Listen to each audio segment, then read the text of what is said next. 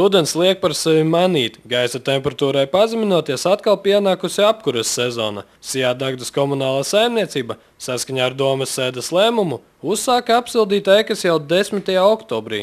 Tika pieslēgtas visas pašvaldības ēkas, visi uzņēmumi pašvaldības, kas nodrošina, ko mēs nodrošinām ar siltumu.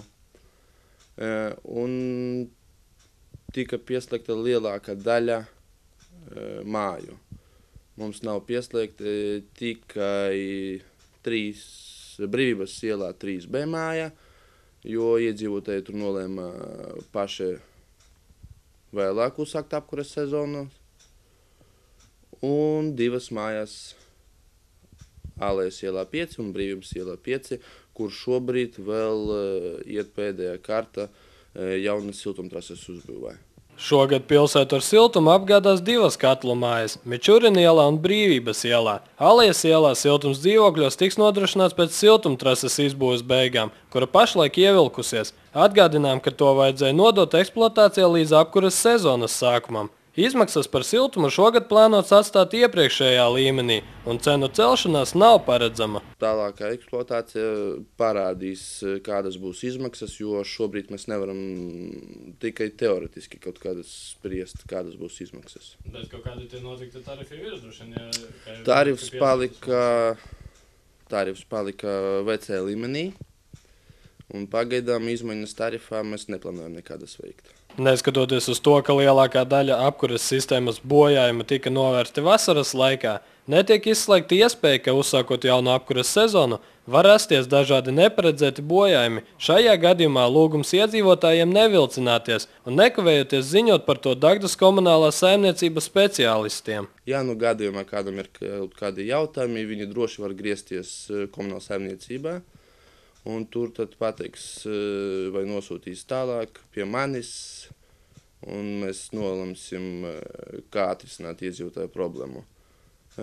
Otrais, kas iedzīvotājiem nevajadzētu baidīties, un viņam vajadzētu teikt uzreiz, ja viņam kaut kādas problēmas ir. Jo ļoti grūti atrisināt to problēmu tad, kad jau ir ziema, jau ir sāli, un te pēkšņi atnāk cilvēks un saka, ka viņam salst vai nesilda viena no baterijām. Apkuras sezonas laikā to izlabot ir grūtāk nekā starpsezonā vai uzsākot.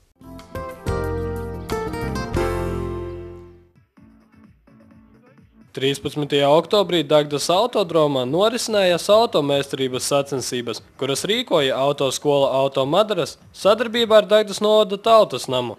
Sacensībām pieteicās 11 dalībnieki. Priecēja tas, ka starp tiem bija pārstāvēts arī dēļais dzimums. Startam bija gatavojušās veselas 3 meitenes. Meitenes, pastāstiet par sacensībām, kā jums starts vispār, vai grūta trasa?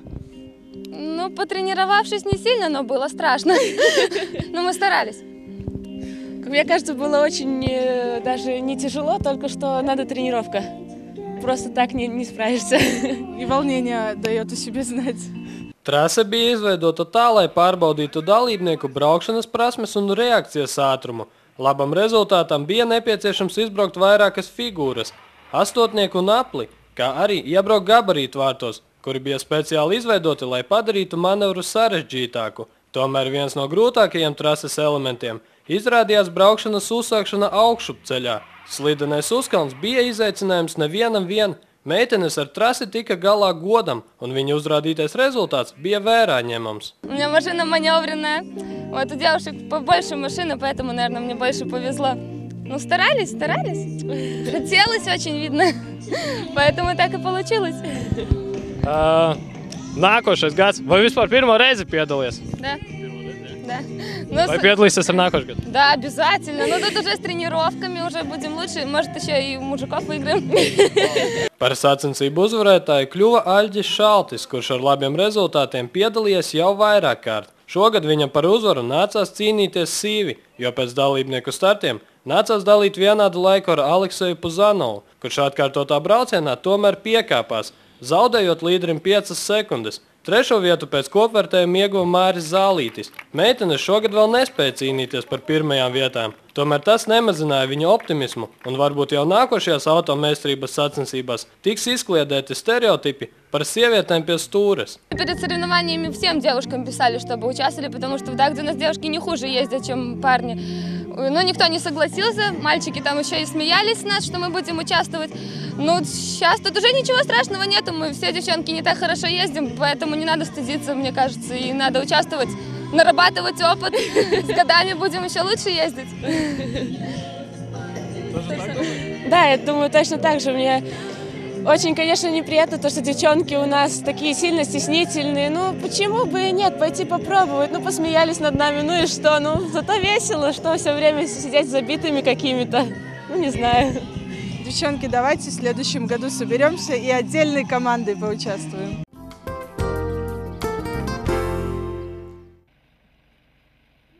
Nojotāji no Dagdas novada pulcējās Andrupenes lauku sētā, lai kopīgi dotos apskatīt Andrupenes skaistākās vietas. Distance bija vairāk kā 5 kilometrus gara, un tajā tika iekļauti arī netālu no muzeja esošā purva taka, kas izrādījās visai slidena pēc rudens Lietuvām. Tomēr šo posmu visi pārvarēja bez sarpgadījumiem. Pasākuma dalībniekiem netraucēja arī rudenīgais drēgnums. Dagdas novadā ir jau kļūst populāra tā nojošana, jo vakaros un sevišķi rudenī un ziemā, kad jau nav to lauku darbu varbūt. Dagdā veidos vairākas tādas grupas, un šodien dienas mērķis ir salasīt tās grupas vienkopus, iziet varbūt tādā lielākā kompānijā mums to maršrutu. Pirms došanās ceļā visiem pasākuma dalībniekiem nācās iziet vienkāršu veselības pārbaudi.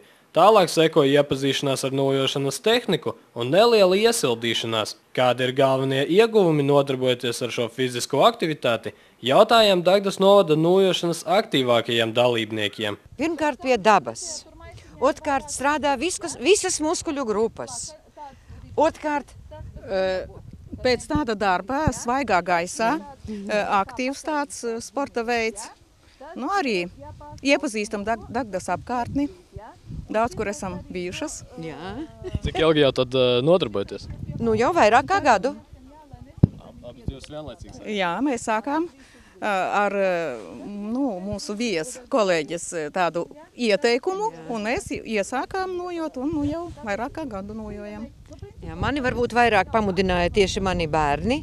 Viņi teica, mamma, jānojo, ka tas ir ļoti veselīgi. Viņi arī nojas man uzdāvināja. Nu, ko uzdāvināja nojas, vajadzēja sākt. Tā mēs arī sākām. Ar nojošanu var nodarboties jebkurš, neatkarīgi no vecuma. Tas ir lielisks veids, kā izkustēties un apskatīt apkārtni jautrā draugu pulkā. Paši nojotāji atzīst, ka vislabāk nojot divatā. Arī gada laiks nav svarīgs, jo ar nojošanu var nodarboties arī ziemā. Tāpēc tie, kuri vēlas izmēģināt šo sportisko nodarbi, tiek aicināti pievienoties. Nojošana arī var būt 10 cilvēki, 15 nav vērti tādā bariņā iet, bet labāk iet kompānijā nelielā, 2, 3, 4 cilvēki, iziet kādu maršrutiņu atbilstoši savām spējām. Vispār nojot, manuprāt, ir ļoti labi divatā. Trietā var maksimums trietā, jo tad intereses sakrīt maršruta izvēlē un arī tempa ziņā. Lai tik nāk visi un pievienojas, būs apmierināti.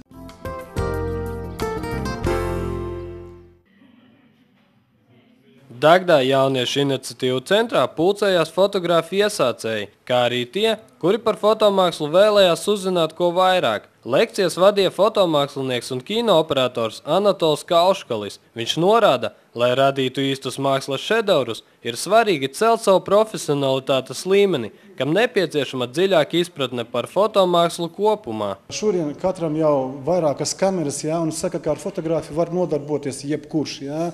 Un problēma ir tāda, ka cilvēki, ko ir sabildējuši, viņiem ir zemie kritēriji, un tas ikdienas fotogrāfija tiek vērtēta kā mākslas fotogrāfija.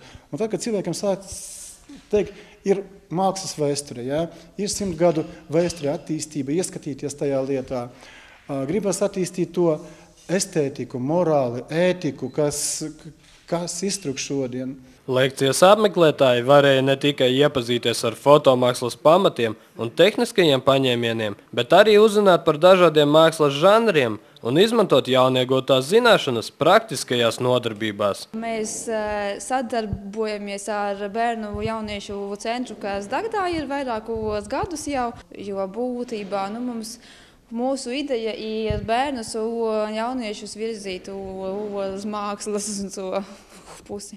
Man ļoti iepatika, es ļoti daudz uzzināju jauna, iemācījos, kā pareizi fotografēt. Viss. Man arī ļoti patika, arī daudz ko jaunu uzzināju, tagad varēs, kā profesionālāk to visu darīt. Fotogrāfam caur savu darbu jāspēj parādīt skatītājiem vesels stāsts, un tam jābūt uztveramam. Tāpēc īstā kadra iegūšanai var nākties patērēt ļoti daudz laika un pacietības. Anatols Kauškalis par vienu no galvenajiem uzdevumiem uzskata radošās domāšanas attīstīšanu lekciju dalībniekiem. Fotogrāfam jābūt ļoti daudzām zināšanām. Es jau teicu, atkārtošos. Pirmkārt, tas jābūt fotogrāfija, tīri tehniskā, mākslinieciskā puse vēsture. Sanāk, es nerunāju par izteiksmes līdzekļiem, par kompozīciju, glezniecību, arhitektūra, mūzika, literatūra, visas šitās lietas, zīmējums. Es viņam radīju, kāpēc vajadzīgs zīmējums. Ja tev galvā ir kaut kāda doma, tev vajag viņu kaut kā vizualizēt uz papīra pirmkārt. Un tad viņi var attīstīt. Un šitās lietas, viņas ir ļoti svarīgas. Ir tiešām, te galvenokārt cilvēkam 99% jāstrādā ir pašam. Pirmo nodarbību pārsvarā apmeklēja jaunieši, kuri ar mirkļu iemūžināšanu nodarbojas savā brīvajā laikā. Jaunie fotomākslinieki lekcijā uzzināja daudz jauna, un iespējams drīzumā varēsim apskatīt viņu darbu izstādi. Arī paši jaunieši atzīst, ka redzot citu vienaudžu darbus, ir motivācija turpināt apmeklēt kursus, lai pilnveidotu savas zināšanas. Es domāju, ka jā, jo ļoti iepatikās. Jā, un kāpēc šodienas apmeklēju, man liekas, ka vēl staigāšu.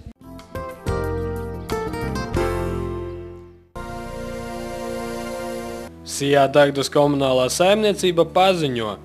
Šī gada 22. un 23. oktobrī Dagdas pilsētā, Dagdas pagasta ciematā Vecdome un Dagdas pagasta ciematā Ozoliņi tiks veikta ūdens tvertņu un spiedu iekārtu dezinfekcija un skalošana. Dezinfekcija tiks veikta ar chloru nesaturošu preparātu Chemifarm Desņū.